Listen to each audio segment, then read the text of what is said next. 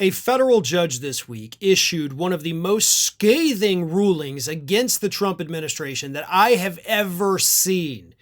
In fact, it was a 161-page opinion that specifically called out Donald Trump, Marco Rubio, Kristi Noem for violating the constitutional rights of citizens and non-citizens alike. This judge is not an Obama-appointed judge, not a Biden. He's not some bleeding heart liberal. This was a judge appointed in the 1980s by Ronald Reagan, Republican-appointed judge by the name of William Young, who gave one of the best rulings / smackdowns that Donald Trump has ever received. The specific case, of course, regards the deportation, the detention of pro-Palestine protesters. And the judge made it clear that this is an infringement upon free speech. And the judge even said, non-citizens present in the U.S. have the same free speech rights as citizens. And that, of course, is something that I have been reminding people of ever since Trump came back into office. Once you step foot on U.S. soil, you are protected by the United States Constitution. It doesn't matter where you're from, doesn't matter how long you've been here. If you're here, it protects you because those are our laws. Those are our rules. That is how we operate as a country. And Judge Young here reiterated that for the administration that clearly doesn't quite get it. So I'm glad the judge started out that way. But that was just the beginning. Let me read you from this ruling. Again, it's 161 pages. I'm not going to read you 161 pages. I'm going to read you some excerpts.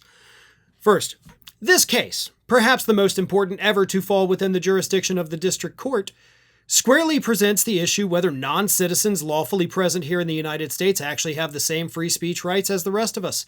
The court answers this constitutional question unequivocally. Yes, they do. No law means no law.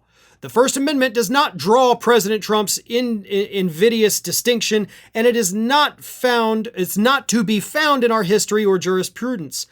No one's freedom of speech is unlimited, of course. But these limits are the same for both citizens and non-citizens alike. Small wonder, then, that our bastions of independent, unbiased free speech, those entities we once thought unassailable, have proven all too often to have only Quaker guns. Behold President Trump's successes in limiting free speech.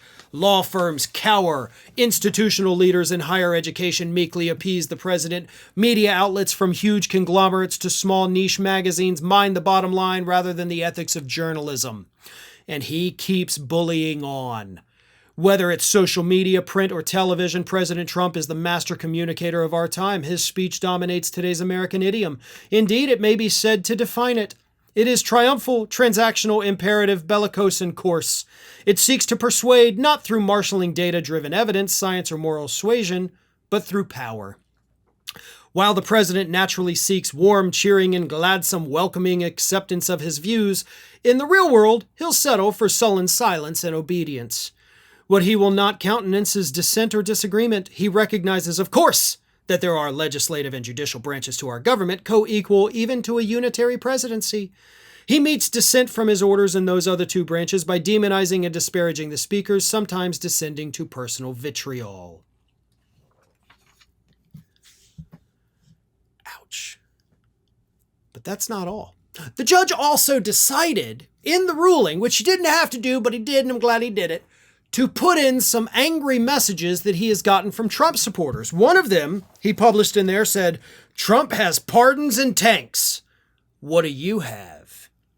And the judge responded to that in the ruling and said, "Dear Mr. or Miss Anonymous, alone I have nothing but my sense of duty. Together, we the people of the United States, you and me, have our magnificent Constitution. Here's how that works out in a specific case." And then he went on to list it out. And he also, by the way, mentioned to the anonymous letter writer who threatened him that the postmark on here actually shows where you sent this from, so we could probably easily find you. And then he did another one too. So two different threats that he had received, right? Like, Trump's got pardons and tanks. We can kill you and he'll let us off for it, is basically the message. But it wasn't done there either. No. Judge Young also decided to take aim at ICE wearing masks. He said, ICE goes masked for a single reason: to terrorize Americans into quiescence. To us, masks are associated with cowardly desperados and the despised Ku Klux Klan. In all our history, we have never tolerated an armed, masked secret police. Carrying on in this fashion, ICE brings in indelible obliquity to, I'm sorry, I don't even know that word, to this administration and everyone who works for it. Basically, this judge just issued the most epic smackdown to this administration possible. The Constitution covers everyone, whether you like them or not, whether they're citizens or not, whether they make jokes about you or not. They are covered. Much like the faces of the ICE agents with those masks. That shouldn't be happening either. Comparing the ICE masked agents to the KKK, that was beautiful. That was beautiful. I loved it. I loved every second of this. If I had the wall space, I would print out this 161-page opinion and frame it all. But the point is, there are still some judges, even those, again, appointed by Republicans, willing to stand up to Donald Trump, willing to stand up to this administration, willing to tell them no. And that I will stand here as a pillar holding up democracy, even as you try to smash me to the ground. I will stand until the bitter end. It's a lesson a lot of people in this country probably need to learn, because it may come to that. Thanks for watching, everyone. You know, we're inching closer and closer to 1 million subscribers, and we're aiming to hit that goal before the year closes. So if you aren't subscribed to the channel, please do so, and don't forget to like, comment, and share. Thanks for joining us as we head towards this huge milestone.